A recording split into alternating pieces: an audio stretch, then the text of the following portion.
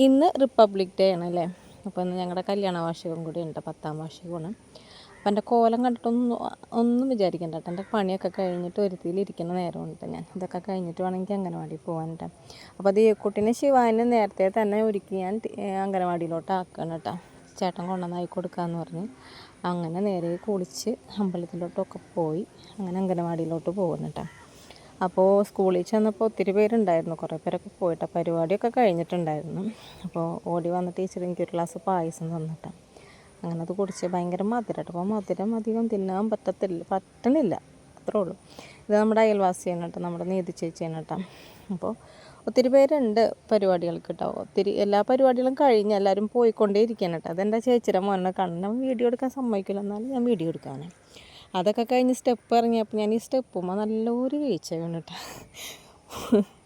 വീണ് ഞാൻ ആരെയും മുഖത്ത് നോക്കണില്ല, കാരണം ഇതിനും വിറ്റ് വേറെ ഒന്നുമില്ല, ഒരാളും കണ്ടില്ല ഞാൻ വീണത്. അതെൻ്റെ ഭാഗ്യം. നല്ല പൊട്ടലുണ്ട് കേട്ടോ. അപ്പോൾ ടീച്ചർ എനിക്ക് പായസം കൊണ്ടുവരാൻ കേട്ടോ. അപ്പോൾ ഞാൻ പറഞ്ഞു ഞാൻ കുടിച്ച്, എനിക്ക് വേണ്ടാന്ന് പറഞ്ഞു. ഇത് നമ്മുടെ മേഡോണ് പ്രസിഡൻ്റാണ് കേട്ടോ.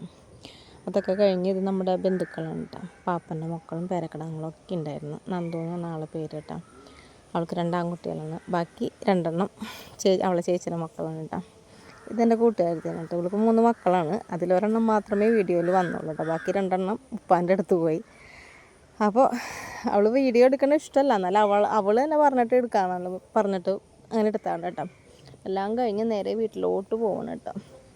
വീട്ടിലോട്ട് പോണ വഴിയിൽ കട കണ്ടു കഴിഞ്ഞാൽ ശിവാനിക്കും തേക്കും ഭയങ്കര ദാഹമാണ് കേട്ടോ. അപ്പോൾ ഞാൻ പറഞ്ഞു എൻ്റെ പൈസ ഇല്ല മക്കളെന്ന് പറഞ്ഞു.